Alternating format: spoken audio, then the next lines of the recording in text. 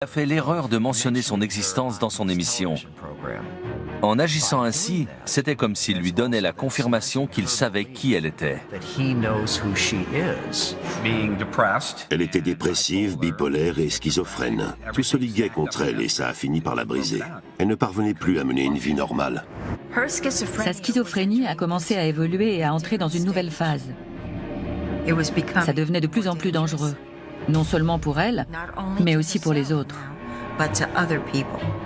Après ça, elle a développé une obsession pour Story Musgrave. Il est 2 heures du matin et j'entends quelqu'un prendre une douche avec mon tuyau d'arrosage. Ça a pris une tournure qui ne me plaisait pas et que je ne comprenais pas.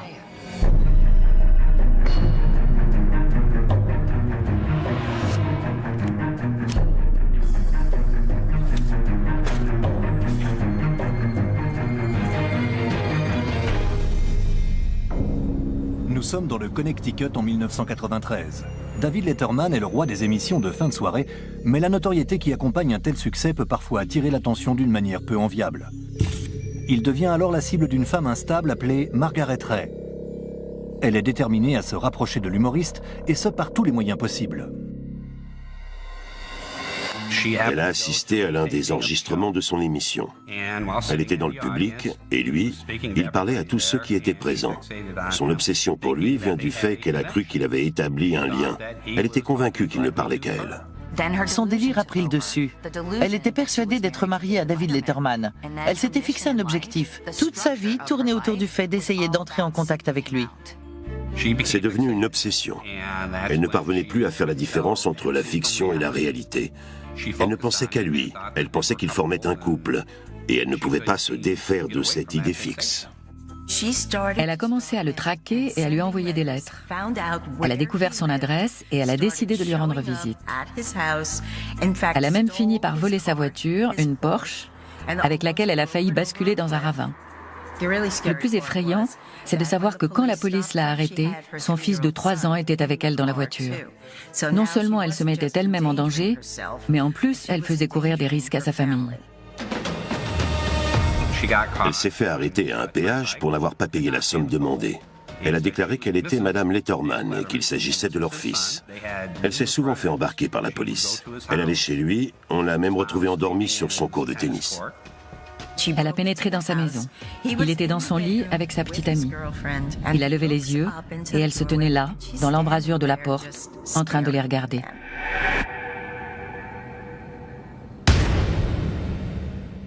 Comment est-ce qu'une jeune femme tout à fait ordinaire du Midwest en vient à traquer non pas une mais 2 célébrités, David Letterman et Story Musgrave? Une quarantaine d'années auparavant, Margaret Mary Ray, qu'on appelle aussi Peggy, naît à Grace Lake, dans l'Illinois, au nord-est de Chicago. Elle allait bientôt être le sujet d'une blague dans une émission télévisée. Beaucoup de choses se sont liguées contre Peggy Ray, et ce dès son enfance. Sa famille était incroyablement névrosée. Dans le cas de Margaret, son père biologique souffrait déjà de schizophrénie bien avant de se marier. George Ray, le père de Margaret, s'occupe de la maintenance des machines dans une usine. Loretta, sa mère, est infirmière. La famille est déjà frappée par une prédisposition génétique à la schizophrénie. On sait que la schizophrénie atteint environ 1% de la population mondiale, mais dans les familles où il y a déjà un cas de schizophrénie, le risque augmente considérablement. Les prédispositions génétiques à souffrir de cette maladie étaient bien ancrées dans la famille de Margaret Ray. L'histoire de sa famille fait froid dans le dos. Ils ont perdu 2 frères et le père à cause de l'alcool et suite à des suicides. C'était un environnement plus que propice au développement de maladies mentales. Quand on voit les problèmes auxquels cette famille a dû faire face, la suite était déjà toute tracée. Tandis que sa famille est déchirée par le suicide de ses 2 frères, Margaret se bat contre ses propres démons. Tous les membres de sa famille rencontraient des difficultés, et Peggy n'a pas été épargnée. Ses symptômes sont apparus de manière tout à fait classique. À l'approche de la vingtaine, sa famille a remarqué que son comportement était parfois étrange, et qu'elle avait des problèmes à l'école. C'est la phase prodromique. C'est à ce moment-là que les symptômes se manifestent. On a décrit la schizophrénie comme un puzzle auquel il manque des pièces. La maladie qui touche la famille de Margaret est l'une des plus difficiles à traiter. Les gens refusent de suivre leur traitement, parce que pendant leur délire, tout leur semble avoir un sens. Les médicaments leur font prendre conscience que leur délire les déconnecte de la réalité. Et par conséquent, leur vie perd tout son sens. En arrêtant leur traitement, ils peuvent alors retrouver les illusions qui leur semblent légitimes. Nous sommes en 1947. Le jeune Letterman voit le jour dans un foyer heureux, stable et uni. David Letterman est né à Indianapolis. C'était un enfant qu'on pourrait qualifier de geek, mais grâce à son humour et à son sens du sarcasme, il était populaire. David et ses deux sœurs vivent en banlieue et connaissent une enfance, tout ce qu'il y a de plus classique. David était proche de son père, mais il était souvent absent à cause de son travail. Pour passer le temps, David regardait beaucoup la télévision. Il a souvent dit que son père était un véritable humoriste. Il n'avait pas beaucoup de moyens, mais il ne manquait pas d'humour, et son père essayait toujours de faire rire sa famille. En 1965, David poursuit ses études et s'inscrit à l'Université d'État de Ball. Je suis allé à l'université d'État de Ball et j'y ai rencontré David Letterman. On le connaît surtout comme un présentateur à succès, mais pour moi, ça reste l'étudiant un peu foufou de l'époque. David Letterman est l'un des humoristes et des présentateurs les plus influents de sa génération. Il a toujours été intéressé par le divertissement. Il était déjà présentateur dans l'émission radio de son université. David poursuit des études sur la radio et la télévision et décroche un poste au sein de WBST, la station radio de son université. J'étais le directeur de production et mon frère était le directeur de la programmation. Je crois qu'on était en 3e année et David, lui, venait tout juste d'arriver. C'était un bleu de première année. Je crois qu'on s'est dit, mais qui c'est ce jeune voyou? Il débordait littéralement d'énergie. Il avait envie de faire des choses innovantes et plus intéressantes que ce qui était autorisé à la radio de l'université. En 1965, David Letterman lance son émission de radio Make It or Break It. Il adorait la radio. Il passait des disques et vous pouviez l'appeler pour lui dire si vous aimiez ou non ce titre. Si vous ne l'aimiez pas, il brisait le disque en deux. Il le cassait en direct pendant l'émission. L'approche enthousiaste et originale de David Letterman ne plaît pas à tout le monde. David était un vrai rebelle. Il cherchait toujours à aller plus loin. Malheureusement, à la radio de l'Université d'État de Ball, il fallait avant tout s'en tenir à ce qui avait été décidé. Le directeur de la radio n'aimait pas ce qu'il faisait. Il a fini par dire à Al qu'il fallait se débarrasser de lui. Et Al a été obligé de le virer. David ne se laisse pas abattre par ce contretemps. En 1970, après avoir obtenu son diplôme, il passe de la radio au petit écran et devient présentateur météo. Malgré tout, il garde ses blagues un peu décalées. David Letterman ne trouvait aucun intérêt au fait de présenter uniquement la météo, alors il improvisait. Il avertissait les gens de l'arrivée de phénomènes météorologiques qui n'existaient pas. Il n'était pas du tout sérieux. Rien ne semble relier une jeune femme souffrant de problèmes mentaux et un humoriste reconnu. Cependant, l'univers tout entier de Margaret Ray va bientôt tourner autour de son obsession pour David Letterman. L'isolement que peut entraîner la schizophrénie pousse bien souvent les malades à développer un imaginaire extrêmement riche. Le risque, c'est qu'ils dérapent et finissent par se perdre dans leur délire. Pour Margaret Ray, sa relation imaginaire avec David Letterman est devenue l'une des choses les plus importantes de sa vie.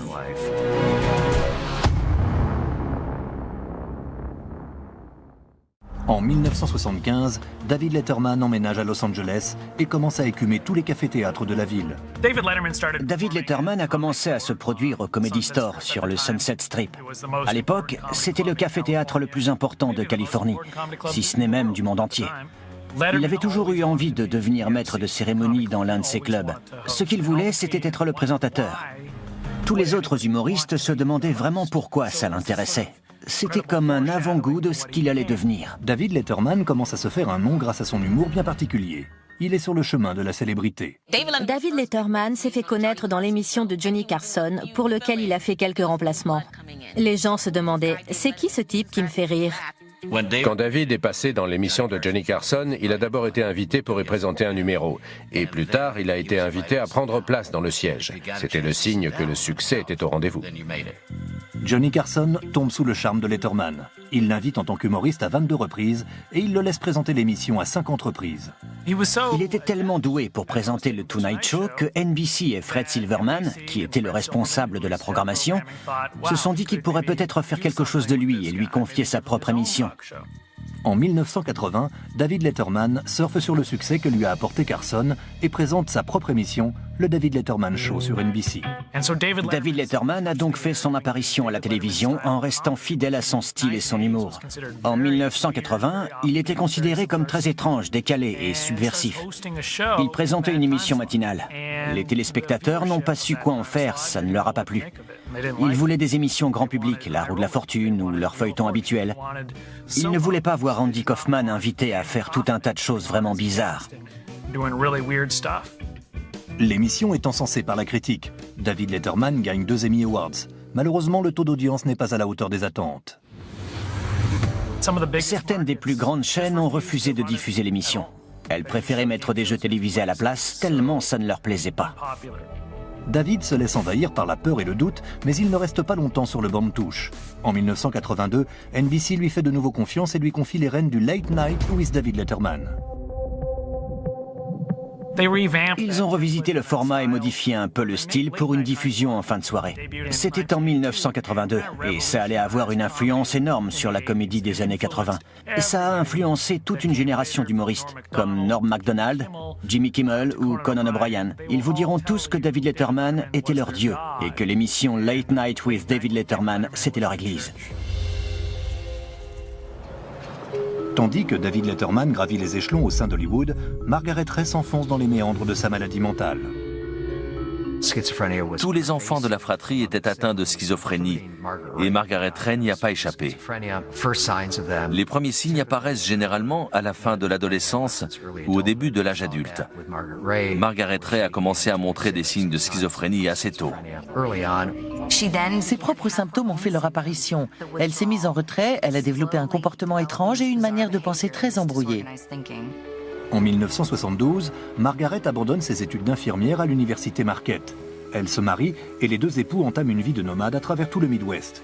Elle tombe très vite enceinte et le couple accueille 4 enfants au cours des quelques années suivantes.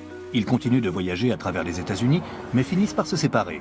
Margaret et ses enfants s'installent chez son frère, à New York. Margaret était la sœur d'un de mes amis très proches. C'était une jeune femme très belle et très drôle. C'était la mère patiente et attentionnée de 4 jeunes enfants. Quand je l'ai rencontrée, elle s'occupait bien d'eux. Elle aimait cuisiner pour eux et jouer avec eux, mais elle s'assurait aussi qu'ils fassent bien leurs devoirs et qu'ils aillent à l'école. Je pense qu'elle était consciente de ces problèmes. Au tout début, je ne les ai pas vraiment remarqués, mais ils ont commencé à prendre de plus en plus d'ampleur. C'était juste une personne qui voulait laisser son empreinte sur Terre et qui essayait d'être quelqu'un de bien. En 1973, son frère Billy se suicide. 4 ans plus tard, David, un autre de ses frères, met également fin à ses jours. Le suicide de ses 2 frères ont été violents. L'un des 2 a précipité sa voiture contre un arbre et est mort sur le coup, tandis que le deuxième s'est asphyxié. Je pense que pour Margaret Ray, la mort de ses 2 frères lui a fait prendre conscience qu'il n'y avait pas d'espoir dans une vie sous l'emprise de la schizophrénie. Il est très difficile de comprendre l'enfer que peuvent vivre les gens atteints de cette maladie. Imaginez ce qu'on doit ressentir lorsqu'on a des hallucinations auditives. On entend des voix qui nous parlent, on se retourne, il n'y a personne. Ou alors, lorsqu'on parle à quelqu'un d'un sujet dont on est intimement convaincu au plus profond de soi, imaginez ce que ça doit faire quand cette personne vous regarde alors avec dédain, avec agacement, qu'elle ne vous croit pas et qu'elle cherche ensuite à s'éloigner de vous. On se rend alors compte qu'on ne peut plus faire confiance, ni à ses sens, ni à ses pensées. À cause de son comportement de plus en plus délirant, Margaret et son mari finissent par divorcer. Il obtient la garde des enfants. Malgré la douleur infligée par cette perte, elle finira par avoir un 5e enfant. Peggy Ray était très réservée. Elle avait du mal à se faire des amis, elle n'avait aucune interaction sociale et elle avait un comportement très étrange. Un jour, lors d'un repas, elle a donné de la viande crue à sa famille. Elle portait des couches et des couches de vêtements alors qu'il faisait très chaud. À cause de sa manière d'agir très bizarre et de sa façon de penser incohérente, elle n'était plus capable de s'occuper d'elle-même, de garder un emploi ou d'entretenir la moindre relation. Dans le monde réel, Peggy s'est vue retirer la garde de ses enfants. Elle ne pouvait plus subvenir à ses besoins, elle a divorcé, elle n'avait plus vraiment de lien avec sa famille. Dans son délire, en revanche, elle était quelqu'un d'extrêmement important. Elle voyageait à travers tout le pays. Son mode de transport privilégié, c'était de faire de l'autostop auprès des routiers. Elle s'était même choisi un pseudonyme, Colombe solitaire. Margaret sombre dans le désespoir. Elle cherche la reconnaissance et la possibilité de vivre à sa façon une existence plus agréable. Quand elle a commencé à être obsédée par David Letterman, Margaret Ray était plus jeune que lui. On pense qu'elle l'a traqué pendant 3 à 5 ans. Apparemment, elle cherchait par tous les moyens à former un couple avec lui. Dans les cas où des célébrités se font harceler, le narcissisme a souvent un très grand rôle à jouer. En voulant se rapprocher de quelqu'un de connu, ces personnes espèrent que leur célébrité finira par déteindre un peu sur elles et qu'à leur tour, grâce à leur traque, elles pourront elles aussi être sous le feu des projecteurs. La plupart du temps, ces personnes ont vu leurs rêves brisés. Elles mènent une existence très triste et malheureuse. Ce qui est fascinant dans les cas de harcèlement de célébrités, c'est que les individus responsables de ces traques ont généralement été confrontés au danger et qu'ils ont hérité d'un passé extrêmement lourd à porter. Elle était livrée à elle-même. Elle a perdu absolument tout. Elle a perdu ses enfants et elle s'est retrouvée seule au monde. Alors qu'il ne lui reste plus rien, Margaret essaie très vite de remplir ce vide avec son obsession malsaine pour David Letterman. En 1984, le Late Night révolutionne le milieu de la comédie. L'émission remporte plusieurs Emmy Awards et les taux d'audience sont excellents. Who are you? Why are you the only one with a microphone? Pass it around. Tous ceux qui avaient du succès passaient dans l'émission. Si vous y étiez invité, vous n'aviez plus rien à prouver. De très nombreux comédiens ont fait leur début dans le Late Night with David Letterman. Ils n'auraient jamais osé imaginer se lancer dans cette carrière s'ils n'avaient pas regardé l'émission. Ça concerne un nombre incalculable de gens, c'est impressionnant. Au départ, ils apparaissaient pour faire un numéro, et plus tard, une fois qu'ils avaient gagné en notoriété, ils revenaient en tant qu'invités. Aujourd'hui, il y a tout un tas d'humoristes qui peuvent s'en servir comme référence et continuer à gagner leur vie grâce à cela. David Letterman continue à développer son propre style humoristique. Il présente sa première liste du top 10 en 1985 et continuera de s'en servir tout au long de sa carrière. NBC a suivi l'évolution de David Letterman et a très vite vu son potentiel. L'audience et les chiffres ne mentent pas. Les gens continuaient de le regarder pour voir ce qu'il allait bien pouvoir inventer de neuf. David Letterman était un jeune homme dans le vent. Il déconstruisait tout ce qui était établi. Je suis sûr qu'il détesterait qu'on le décrive de cette façon. Mais à cette époque, c'était une sorte de punk de l'humour. Au cours des années 80, il ne faisait preuve d'absolument aucun respect pour les institutions. Le fait de se moquer de l'autorité s'appelait beaucoup aux humoristes et à leurs fans. Les gens n'attendent que ça. Ce qu'ils aiment voir, c'est un comédien qui se moque des conventions, qui n'a pas la langue de bois, qui envoie balader les gens de pouvoir et qui leur dit d'aller se faire voir. David Letterman devient vite une figure incontournable. Son émission passe juste après celle de Johnny Carson et est regardée dans tout le pays. Fais-moi rire, David. J'ai une journée difficile. Donc, ton boulot, c'est de me divertir. Et les gens revenaient le voir soir après soir. Il poursuit son ascension et se fait de nombreux fans.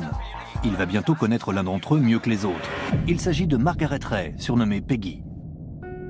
Les schizophrènes ont souvent une histoire similaire à celle de Peggy. Ils peuvent parfois être menaçants, mais ils peuvent aussi réussir à être assez touchants. Elle se faisait héberger quelque temps chez des amis. Elle les aidait en faisant le ménage, par exemple. Mais elle avait l'âme d'une nomade. Elle n'aimait pas rester trop longtemps au même endroit et au bout d'un certain temps, elle reprenait la route.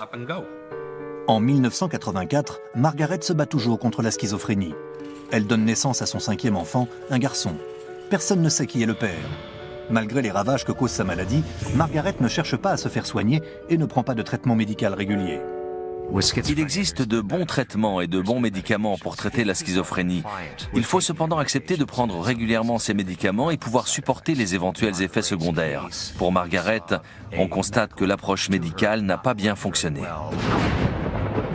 À la fin des années 80, Margaret s'entiche de David Letterman après avoir assisté à l'enregistrement de son émission. Elle lui envoie des lettres et se persuade qu'ils sont en couple. Son obsession pour lui s'est développée après l'apparition de ses premiers symptômes.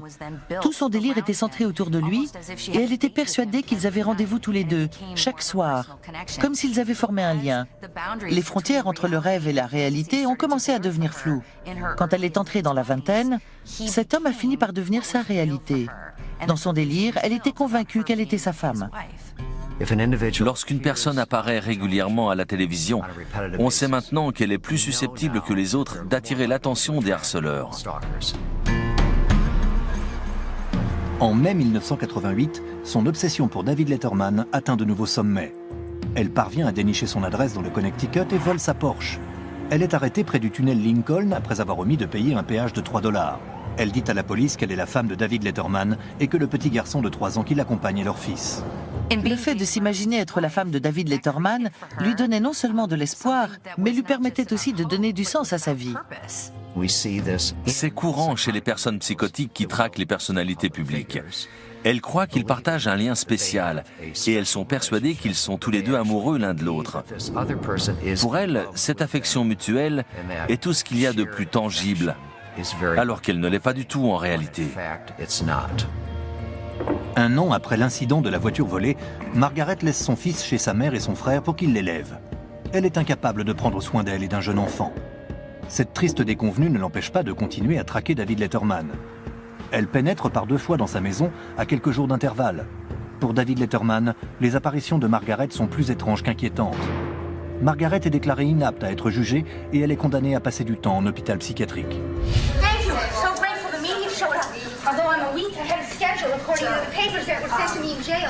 Il n'est pas rare que ces personnes insistent et retournent plusieurs fois au même endroit. N'oublions pas qu'il s'agit d'une maladie mentale qui affecte la réflexion. Dans le cas de Peggy Ray, nous ne savons pas vraiment si son obsession pour David Letterman présentait une menace pour lui et si elle cherchait à lui faire du mal. Le problème dans les cas de harcèlement, c'est que ces personnes s'enferment dans leur délire et dans leurs fausses croyances.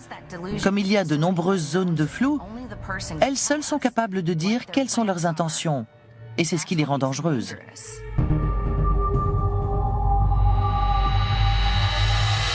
Nous sommes au début des années 90 à New Canaan, dans le Connecticut.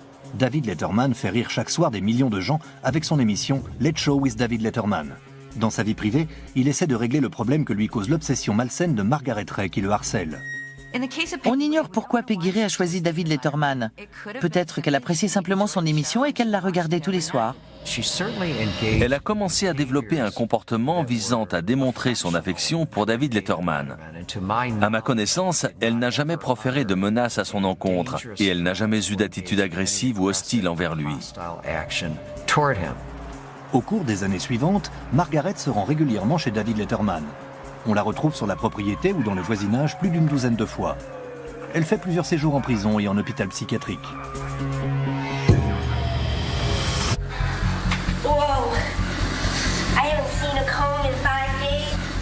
Elle aimait être sous le feu des projecteurs, mais je ne pense pas qu'elle comprenait la signification réelle de toute l'attention qui lui était accordée.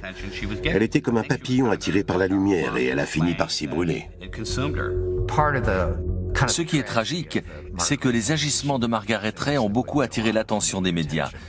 Le public était friand de tous les détails liés à cette histoire, alors qu'il s'agissait de quelque chose de dramatique et de très triste. Elle ne pouvait pas se dépêtrer de l'étiquette qu'on lui avait collée, ni échapper à ce qu'elle était vraiment. Margaret ne pouvait pas voir ses enfants, elle n'avait de lien avec personne. La seule chose à laquelle elle se sentait connectée, et pour laquelle elle avait une obsession, c'était David Letterman. Je pense que c'est pour essayer de combler le vide de son existence qu'elle s'est imaginé ce lien avec lui.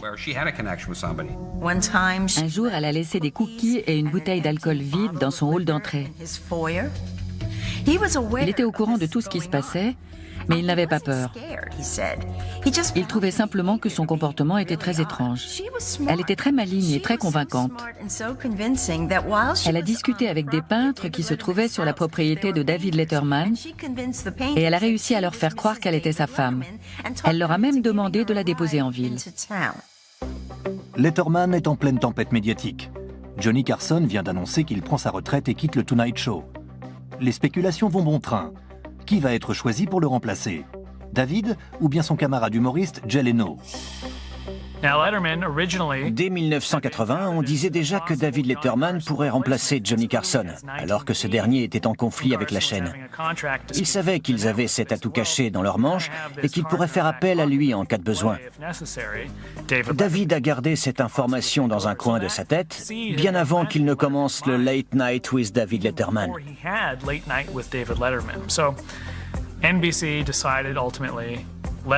a finalement décidé que David ne correspondait pas assez à la chaîne, même s'il était sous contrat avec eux depuis près de 20 ans. Ils ont choisi Jay Leno et ça n'a pas du tout plu à David Letterman.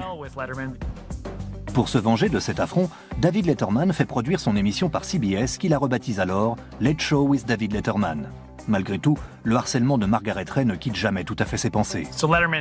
Dans son top 10, David Letterman a listé les 10 choses qu'il devait faire avant de quitter NBC. L'une d'entre elles, c'était de notifier son changement d'adresse à la femme qui entrait chez lui par effraction. C'est la seule fois où il a fait référence à ce harcèlement. Ça n'empêche pas David Letterman de compatir face au combat de Margaret Ray contre la schizophrénie. Au cours de cette affaire, on a remarqué à plusieurs reprises qu'il faisait vraiment preuve d'empathie envers elle, que ce soit au tribunal ou à la télévision. D'autres personnes se sont également fait cette réflexion. Je pense qu'il était triste pour elle, plutôt qu'effrayé ou en colère. Pour Margaret Ray, cette empathie ne suffit pas. L'affaire prend un tournant décisif en 1993, après qu'elle est allée trop loin. La seule fois où il a avoué avoir eu peur, c'est quand elle est apparue dans son couloir. Il était là avec sa petite amie de l'époque quand elle est entrée chez lui par effraction. Il était dans son lit avec sa petite amie. Il a levé les yeux et elle se tenait là, dans l'embrasure de la porte, en train de les regarder. Ça lui a vraiment fait peur. Jusque-là, il avait refusé de porter plainte, mais quand il l'a trouvée sur le pas de la porte de sa chambre, après tout ce qui s'était déjà passé, il s'est dit qu'il ne pouvait plus reculer et qu'il devait avoir recours à la justice.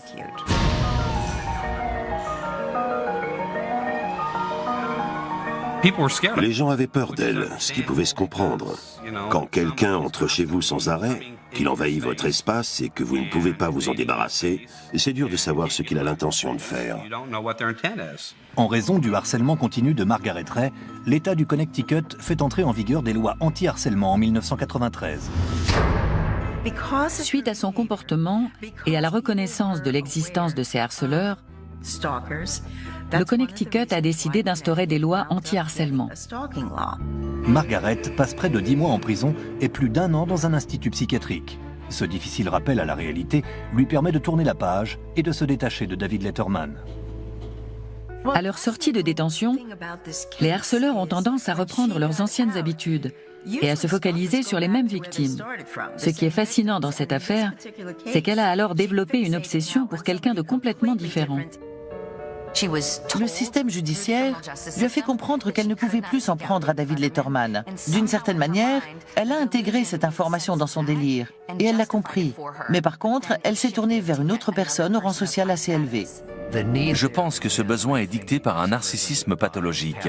Quand on se sent vide, qu'on se sent seul, qu'on est isolé et qu'on ne peut pas profiter du soutien social et des liens que les autres personnes semblent partager, on essaie de compenser ce manque en s'enfermant dans un monde imaginaire.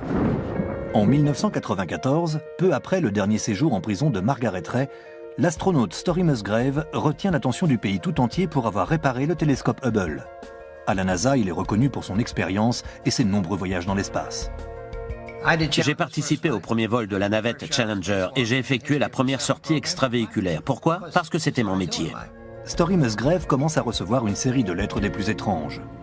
Lorsque j'ai reçu la première lettre, j'ai trouvé que c'était extrêmement créatif et intelligent.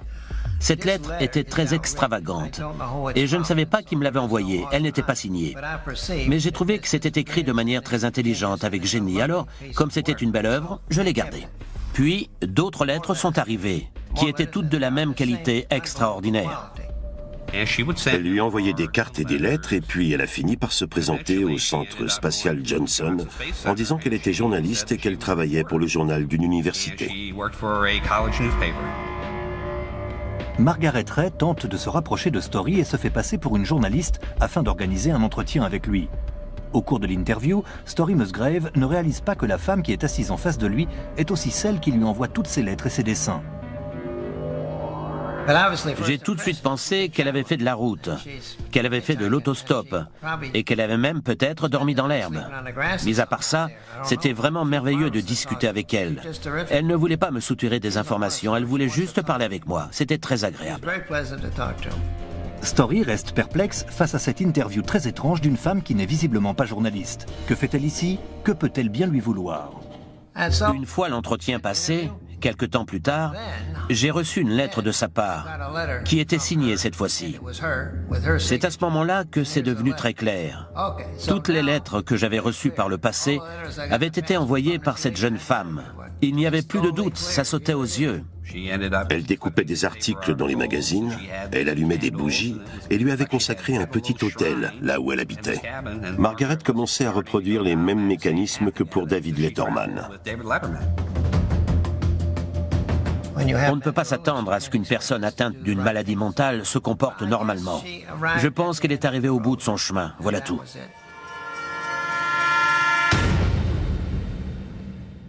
En 1994, après avoir harcelé pendant des années David Letterman, le présentateur du Late Show, Margaret Ray a désormais des vues sur Story Musgrave, un astronaute de la NASA.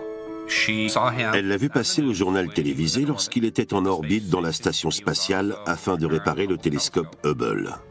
Elle était fascinée par ce que cet homme était capable de faire et elle a commencé à développer une obsession pour lui. Dans son délire, elle était persuadée qu'il partageait un lien. Dans les cas de harcèlement de personnalités publiques, ce sont souvent des femmes qui en sont à l'origine. Les femmes ont tendance à harceler des hommes plus âgés et les hommes ont tendance à jeter leur dévolu sur des victimes plus jeunes. En termes de rapport entre le sexe et l'âge, on constate qu'il s'agit des mêmes penchants que ceux que l'on observe dans les relations normales au sein de notre société. Après son détour par le centre spatial Johnson pour rencontrer Story Musgrave, Margaret Ray reprend la route et passe d'une ville à l'autre, d'un État à l'autre. Cependant, écrire des lettres finit par ne plus lui suffire et elle décide de rejoindre la maison de Story en Floride. Il est 2 heures du matin et j'entends quelqu'un prendre une douche avec mon tuyau d'arrosage. Je n'avais pas plus d'informations. Il faut que je fasse quelque chose, mais je ne sais pas ce à quoi je dois m'attendre. Tous les sens de Story Musgrave sont en alerte. S'agit-il d'un cambrioleur ou de quelqu'un qui lui veut du mal? Il sort rapidement pour évaluer la situation. Je ne sais pas ce qui se passe, mais je dois me protéger. Je me cache derrière un arbre pour pouvoir m'échapper au plus vite en cas de besoin. Et j'émets un hurlement bestial.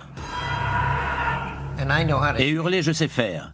Croyez-moi, si vous m'entendez hurler en pleine nuit, vous risquez de ne pas vous en remettre. Sur le coup, elle a crié.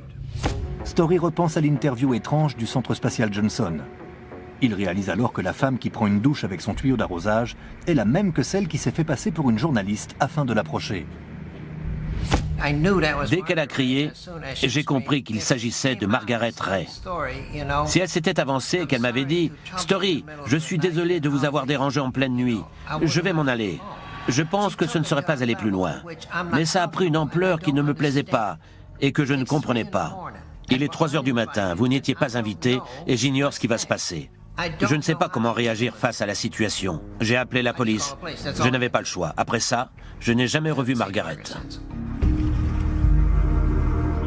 Margaret est incarcérée à la prison d'Osceola et accusée de harcèlement. Elle est également accusée d'agression envers un gardien de prison après lui avoir craché au visage.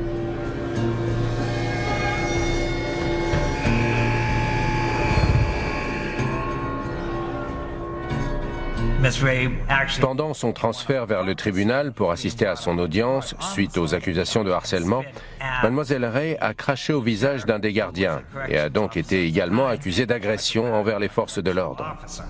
À partir de ce moment, ils lui ont fait porter une cagoule parce qu'ils avaient peur qu'elle crache de nouveau sur un officier ou sur un membre du tribunal.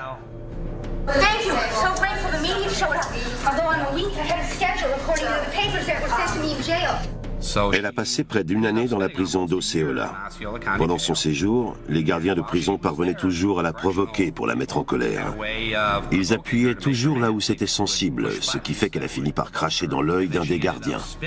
Elle a été accusée d'agression. Elle avait déjà effectué sa peine, mais elle devait maintenant faire face à cette nouvelle accusation. Les maladies mentales et les peines de prison sont intimement liées. C'est une réalité dramatique pour notre société et bien entendu pour les personnes directement concernées. Ça brise des familles, ça engendre de la pauvreté, ça pousse à la consommation de drogue et j'en passe. Quand ça commence par le harcèlement d'une célébrité et que ça se termine de cette manière, on est forcé de penser à tout ça. Cela va au-delà de la réputation et de l'intégrité d'une personne qui a échoué dans la vie. Margaret Mary Ray a été déclarée apte à subir un procès, ce qui lui a permis de plaider aussi bien à propos des inculpations pour harcèlement que pour agression envers un gardien de prison. Les audiences pour le procès de Margaret Ray n'ont pas été de tout repos parce qu'elle disait parfois à la cour des choses qui étaient complètement déplacées. Oh no, you're not sending me back to that jail. I have hospital rights. I am not going back to that dump. Elle a été condamnée à 11 mois d'emprisonnement, durée à laquelle on pouvait retirer la peine de détention provisoire. Elle venait de passer 276 jours en prison, elle a donc été libérée pratiquement sur le champ.